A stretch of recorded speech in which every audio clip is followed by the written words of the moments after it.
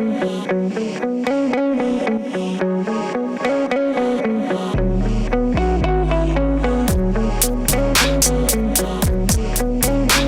everyone. It's Ben from GrapplingInsider.com. Today, I am joined by one of the world's best black belt competitors. He is a former Submission Underground champion. He is a European champion in the gi. He's a multiple-time ADCC veteran, not quite a champion yet.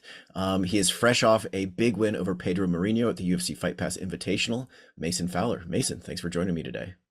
What's up? What's up, everyone watching? Yeah, thanks for having me. Of course, man. I'm excited to talk to you because you're one of the in guys right now, I would say, with being talked about having that match scheduled against Gordon Ryan, being undefeated on UFC Fight Pass Invitational. Things are going well for you right now, I would say. So kind of tell me what's been going right competitively, on the mat, off the mat. What's been going well for you? Yeah, I've always, for whatever reason, I've always just had a lot of success on UFC Fight Pass, and I just feel like I'm in my prime right now, and there's always I've always found that there's kind of momentums. Like sometimes you'll be kind of in a slump, and then sometimes you'll go on a good run, and I just feel like I'm on a really good run right now. Yeah, for sure. So let's talk about that match with Pedro. It's been what, a week and a half or so since. Looking back on it, how do you rate your performance? Yeah. I don't want to make any excuses or anything like that, but it wasn't I wasn't at 100%, and I'll just leave it at that. But with that being said, I had a jiu-jitsu match against the #1 ranked black belt in the world, and it finished with me submitting him. So at the end of the day, even though even though it wasn't super dominant, I did end up, tapping the #1 ranked guy in the world. So I got to at least be happy with that, right? For sure. I would say it was pretty impressive. Even more impressive knowing that you were not at 100%. Did it feel like a risky match for you? Pedro, like you said, is the #1 guy, but he's not the most recognized name, but he is super dangerous. The riskiest match because he's very good at winning. We saw him beat Craig. We saw him beat Lovato. We saw him beat Giancarlo right after Giancarlo won ADCC. So he's very, very hard to beat. And on top of that, everyone that asked me, oh, so who's your next match against?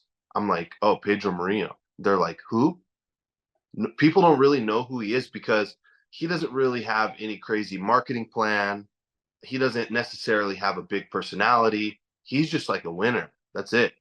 He just goes and wins and then goes and teaches at his school. That's it. So it was the most dangerous matchup for me. And that's exactly why I wanted it, because this whole time I've been waiting for Gordon, I haven't been taking the dangerous matchups. I've been taking a little bit smarter matchups, right?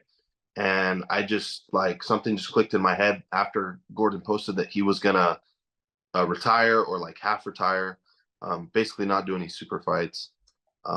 Once he posted that, then I was like, man, I'm never gonna get the match.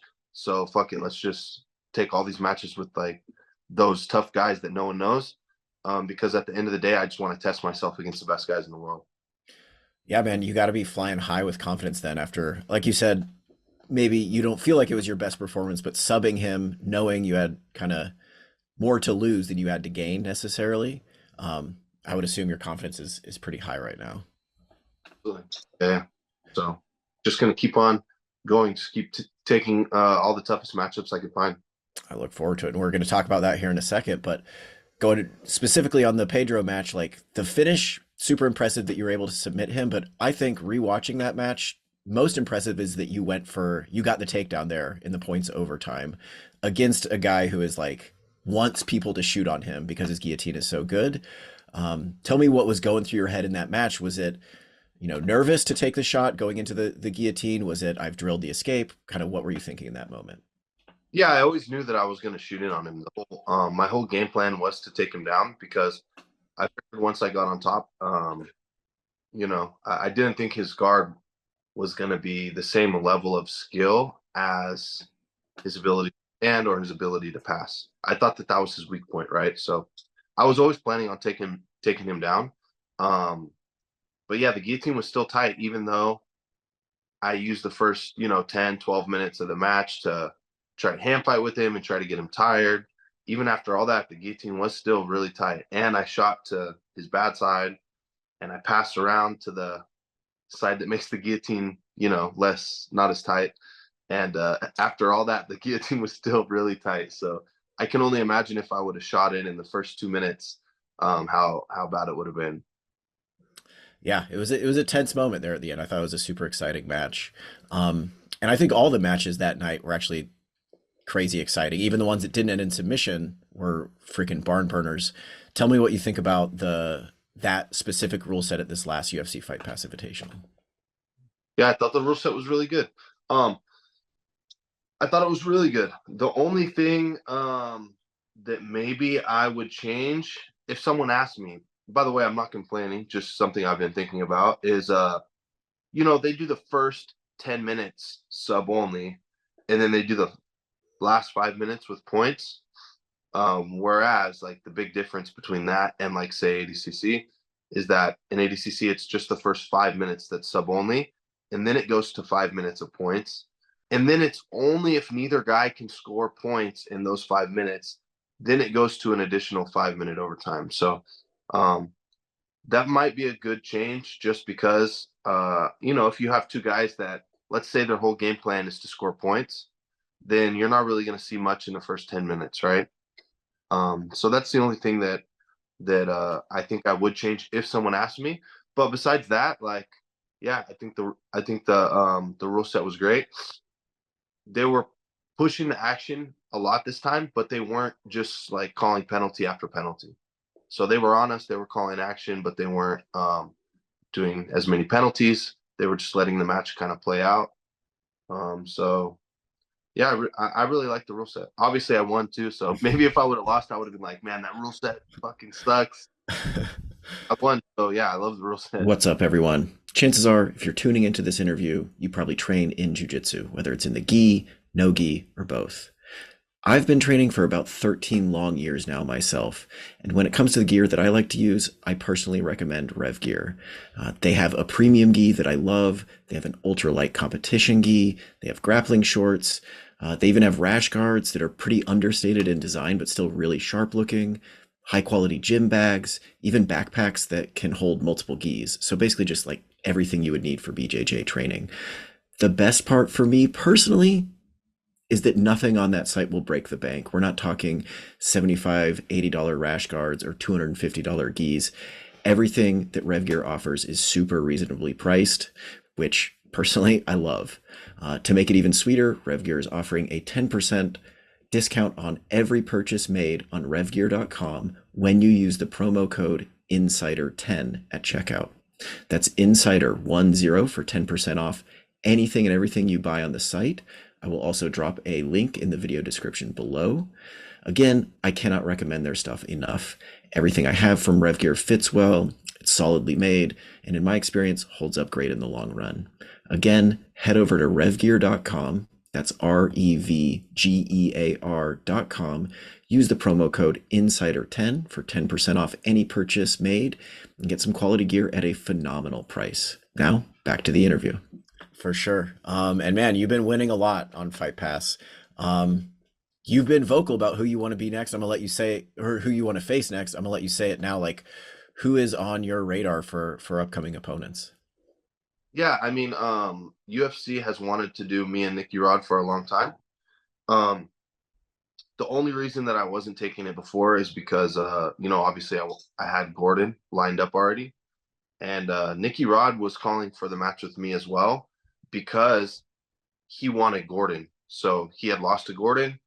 I was scheduled to have the match with Gordon. So then naturally, if Nicky was to beat me, he would probably get another shot at Gordon, right? So essentially, for a long time, we were both chasing Gordon. And now that Gordon's out, like, I think it only makes sense. And then also, just because he was calling for me and UFC was also, kind of pushing for us to have a match. We actually agreed to have a match with him on one of the fight passes uh, last year in like September or something like that, and then the whole fight pass card got canceled. So it's just something that's been there, kind of waiting. And so now it's like Gordon's out, so might as well take that match now. And then on top of that, um, I think 5-0 on Fight Pass Invitational, and I think he's 5-0 or 6-0. So we both have like the two best records. He's after Gordon, he's one of the top. He's got to be probably top 3 pound for pound, right? Uh, so I think it makes sense. Man, talk about taking tough matches, Pedro Marinho, and then if you had Nick Rodriguez next, I don't think anybody could knock your resume. Tell me how you think that match would play out. Like, obviously, you're a little bit smaller than him. He's a crazy good wrestler, great athlete. Where would your advantages be in that match? Yeah, he's a good wrestler, but I also think I'm a good wrestler. Pedro is one of the best wrestlers in jiu-jitsu that we've seen, and I was able to take him down. So I'm very confident in my ability wrestling with him. But then, of course, like I have been training jiu-jitsu a lot longer than him, so I think that once the match goes to the ground, then I'll also have some advantages there. So I'm very confident in the match. Now, of course, I'm confident technically in the match, but he is a beast, man. So it's not like it's just going to be some walk in the park. It's going to be one of those matches where you have to really dig deep. And usually in those type of matches, I come out on top. Of course. And obviously you can't tell me if anything's signed or not, but like, is that something you're expecting to come at the next UFC Fight Pass Invitational? Is that something that's likely to happen soon? It's not signed, but there's early talks. I think it makes sense, man. The only other possibility would be Meregali, which I've also called for Meregali before in the past. When Meregali first came to Nogi, I was the guy that was like, I was messaging who's number one. I want the match with Meregali, da da da da. No response. And then now, now Meregali's calling for me. But my thing is like, I really don't give a fuck about his plans or what he wants. I'm here for myself, and what I think is the right move for myself right now is to do the match with Nicky Rod. So I'm sure that match will happen at some point. He's trying to start like a big war on social media and calling me out and all this stuff, and I just kind of ignore it. I don't want to play into his strategy or his games at all. But besides that, I think that another reason that he's trying to get a match with me is because he has Nicky Rod calling him out, which he already said he doesn't want to accept that match. And then he also has Victor Hugo calling him out. And again, he said that he doesn't want to accept that match. And of course, he has his reasons why he's saying he supposedly doesn't want to accept them. But calling me out is one way of basically turning down those two guys without really turning them down. So, yeah, it is what it is. I think that what would make sense, because it's pretty much us four at the top of Fight Pass right now: me, Meregali, Nicky Rod, and Victor Hugo. And Victor Hugo and Nicky Rod just had a match recently, so I think it would make sense to have me and Nicky Rod have a match, and then Meregali and Victor Hugo, and then essentially the two winners could also fight each other at the end, right? So I think that's what makes the most sense to me, and I'm sure the UFC is looking at something like that as well. But yeah, it is what it is. Really, if the UFC called and said like, we don't want you and Nicky Rod, we want Meregali, that's the match we really want, we have to do that match, then I would just be like, okay, whatever, because the UFC pays really well. So but if it's Meregali saying we have to have the match, I don't care what Meregali wants. He's not the one signing my checks. I could appreciate that, man. It sounds like the UFC should call you to match make a freaking one night 4-man Grand Prix. That's what I would love Yeah, to see. Yeah, it's common sense. I think it's common sense. I don't think Victor Hugo and Meregali have ever had a match no gi. Meregali's only beaten him in the gi, and then of course, Victor Hugo's a monster, so Meregali's making some excuses to not have the match with him. So he's saying, "Oh, I already beat you, so I don't want to have the match." But if you already beat him, then it would be really easy to beat him again, right? So do you it's all do you it's all marketing and stuff like that. So that's why I just ignore it. Do you think Meregali thinks he has a better shot against you than those guys? Yeah, exactly. Yeah. I think that's in his head what he's thinking is like, dang, my next match is gonna have to be, either Nicky Rod, Mason, or Victor Hugo. So, they sit down. Who do you think we have the best chance to beat? Oh, probably Mason. I'm the smallest out of the options, right? And then I mean credentials wise, I probably have credentials. I mean, Victor Hugo's absolute world champ, absolute Nogi world champ. ADCC is a two-time or Nicky Rod's a two-time ADCC world silver medalist. So, you know, it is what it is. I think that yeah, he's trying to kind of avoid those two guys and go after me instead. And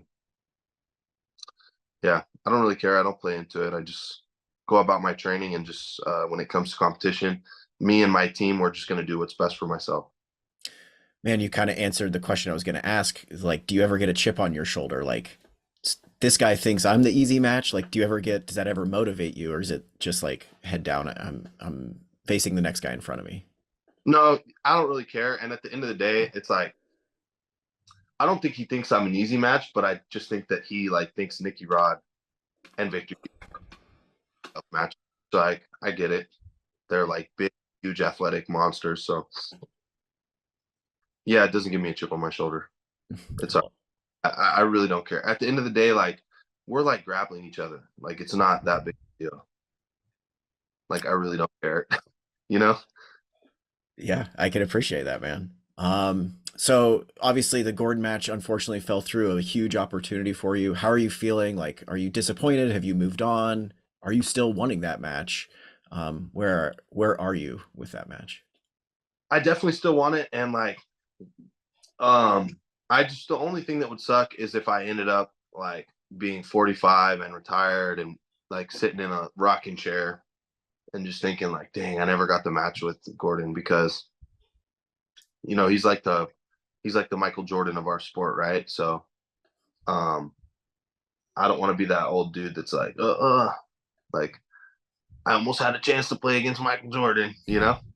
Um so I think one day he will give me the match. I just hope that I hope that it's not when I'm 40, because I'm 31 already right now. So hopefully I get it when I'm still somewhat in my prime. But me and Gordon are actually I wouldn't say we're friends, but we're how would I say it? We're cordial. I mean, we're cool. If I saw him, I would dap him up. Like we're cool. I wouldn't say we're friends, but like we're all right.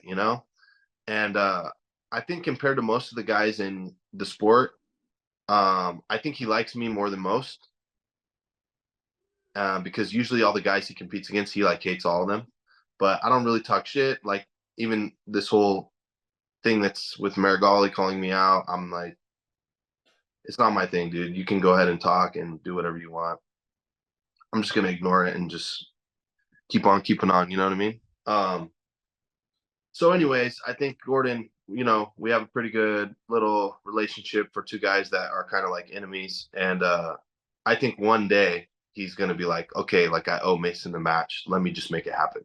You know what I'm saying? Like, because he did message me and said he felt bad about pulling out and that kind of stuff. So that kind of makes me think that one day he's gonna offer me the match, and then I'll just accept it and we'll just do the match. Like might be in 2 years, it might be in 6 months, who knows? But I think one day I will, end up having a match with him. Again, it's a grappling match. Like, so we're not gonna fight each other. It's not an MMA fight where it's like gonna be some hard thing to set up. We could set it up and do it the next day. You know what I'm saying? Like, it's not it's not really that big of a deal. Again, I appreciate that mentality. I think not a lot, some jujitsu guys kind of lose sight of the fact that yeah, we're just grappling each other. They seem to maybe forget where like a lot of times when you're coming up, right? You do tournaments every single weekend. You don't. It's just I want to compete a lot, and I feel like sometimes that gets lost at the higher levels. Yeah, and guys like egos get super big.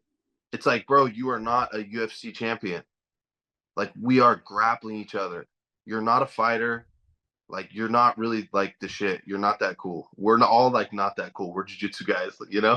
when I was doing MMA, I used to think all the jiu-jitsu guys were pussies. So now I'm one of them.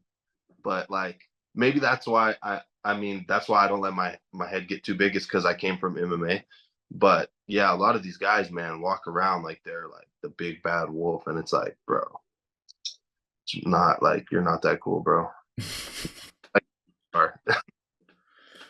I like it, man. None of us are that cool. I can appreciate Yeah, it. like not like you like we're not UFC fighters, man.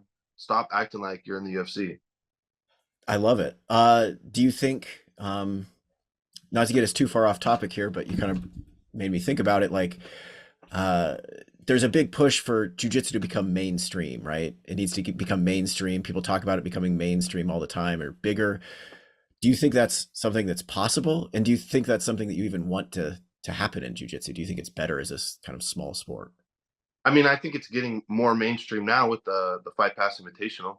I now that the UFC is involved, obviously the UFC is the biggest powerhouse in combat sports, and they are backing the Fight Pass Invitational, and they're not half-assing it either. Like they will use even like the UFC brand to promote the Fight Pass Invitational. You see, they posted one of my clips on like the not just Fight Pass, but like the UFC Instagram page.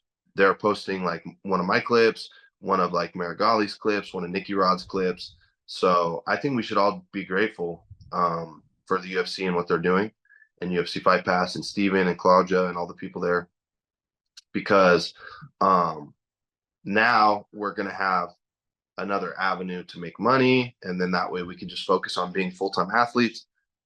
Just a few, I mean, even now most jiu-jitsu athletes, we just make money by teaching, like doing seminars and stuff like that.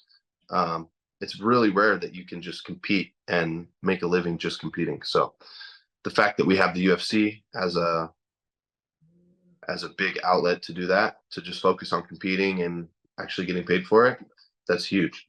And we can now kind of negotiate a little bit because we have like UFC, we have ONE FC, we have Who's Number One, we have EBI, we have Polaris. The Karate Combat is like getting involved now. So now if someone comes to you with an offer and is like, hey, uh, how about you take this like super tough match against whoever, let's say like Meregali, right?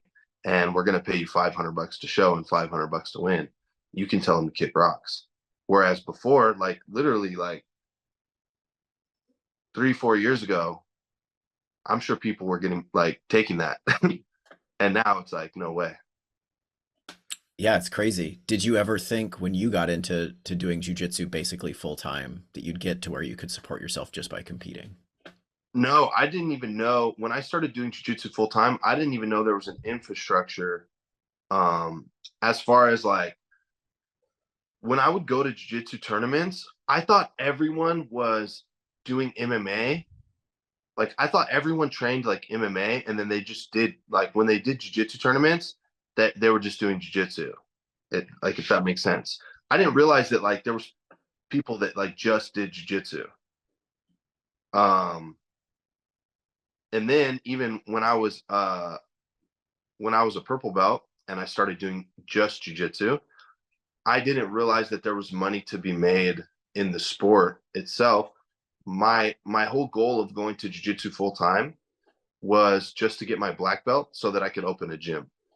So I was thinking, if I were to fight in MMA and I don't make it, there's not really anything to fall back on, because what are you going to do? Open an MMA gym, and then you're not going to be the best grappling coach in town. You're not going to be the best boxing coach in town. You're not going to be the best Muay Thai coach in town, and you're not going to be the best wrestling coach in town. Or you just focus on one of those things, and then you can open a gym, and then you can be like a high level coach, and so on and so forth, right? So that was my goal. I was like, all right, I don't want to be like a jack of all trades. I want to be a master of one. Boom, focus on jujitsu, get my black belt, and I'll be able to open a gym. And then I just started doing these like tournaments for fun, whatever. And then all of a sudden, like someone's like, "Oh, you should do this tournament. It's called like the Nogi Worlds." And I'm like, "Cool, I'll go do that tournament." And then I got double gold. And then they're like, "Wow, that's a big deal." And then it just like, it wasn't planned at all. I was just like doing the tournaments for fun, and then I ended up winning. And they're like, hey, you can actually be a full-time athlete in jiu-jitsu. So it was like super random. It wasn't my plan at all. I love it. That worked out for you well, to say the Yeah, least. for sure. So this year is an ADCC year, obviously. I don't think you've been announced officially yet, but I have to assume you're getting an invite this year. Am I correct on that? Are you planning? Yeah, they haven't made the announcement. And Mo asked me not to say anything, but then someone told me that Mo already confirmed it on his live. So I think it's safe to talk about. If he already confirmed it on live, then yeah. So I have my invite. They just haven't like officially announced it yet, but Mo's kind of like low key announced it on live before. So I mean, seeing you not registered for West Coast trials, I think it's safe to assume you can kind of put it together that you probably got an invite this year. Um, yeah, are you planning on competing at 88 or 99? 99. Okay. What do you, real quick, kind of who are you looking forward to in that division? The potential matchups. Yeah, it depends who competes in that division. Because we've seen Kainan do plus 99 and minus 99. So I would say we can probably assume he's going to do probably minus 99. So Kainan obviously is the two-time returning champ. And then we don't know where Meregali is going to compete because um, I don't know. I heard some rumors that he might be plus 99, but I don't know. He's going to be plus or minus 99, but I mean, we can assume he's in minus 99. So those two guys are going to be probably the top two. And then Craig's moving. Craig might not do ADCC, right? And if he does, I've also heard he might move down to 88. Craig was the silver medalist. And then third place, I think, was Lovato. Oh no, third place was Meregali. Fourth place was Lovato. Yeah, so then it would be Lovato. You know who's really tough too is that kid Henrique Ciccone. He's Just won really good. trials. Yeah, and he does trend too. So so yeah, he just won Brazilian trials and he won like the absolute at ADCC before and then popped for like every steroid. So he's gonna be a beast for sure. Yeah, I look forward to it. Yeah. Before I get you out of here, I want to talk a little bit about technique, if you don't mind. Man, watching you grapple, one thing that always stands out to me as a bit of a jujitsu nerd is you're somebody who uses the rubber guard. Tell me, I feel like rubber guard kind of gets maligned, gets kind of a bad name at the highest level. People think it doesn't work or, it can't work at the highest level. Obviously, you have made it work. Tell me why rubber guard kind of gets a bad rap amongst the Rubber, highest level. rubber guard gets a bad rap because there's a lot of guys that have a really good rubber guard and then they're not well rounded. So that's what makes it look bad. So it is a good tool to have, but it could be just like any other guard. It could be like any other position in jiu-jitsu. Like you could be a killer. Okay, let's say like you're really good at EBI overtime, right? But then that's the only way you know how to win a match. It's not good, right? So it's basically like any other position, technique, guard in jiu-jitsu. It is effective, but it can't just be what your whole game. You also have to be good at wrestling. You have to be good at passing. Like, where's the last rubber guard player that you've seen that has good wrestling? Like you can't just fall in love with that one thing and just practice that one thing all the time. I love it. And then give me some tips. What if I want to go train tonight and start messing around with rubber guard? What should I focus on? What should I do in the training room? Um, so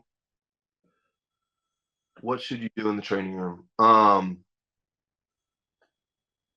It's a hard question to answer over Zoom. That's I, okay.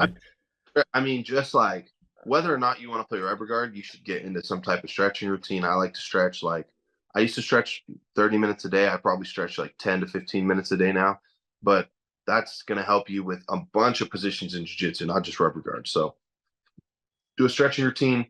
And then if you can just work on, if you can get really good at getting to the overhook position from close guard, then you're going to be able to put anyone in rubber guard. So I would say work on attacks from the overhook on close guard work on getting chest to chest connection when you're in close guard, and work on getting underhooks and overhooks.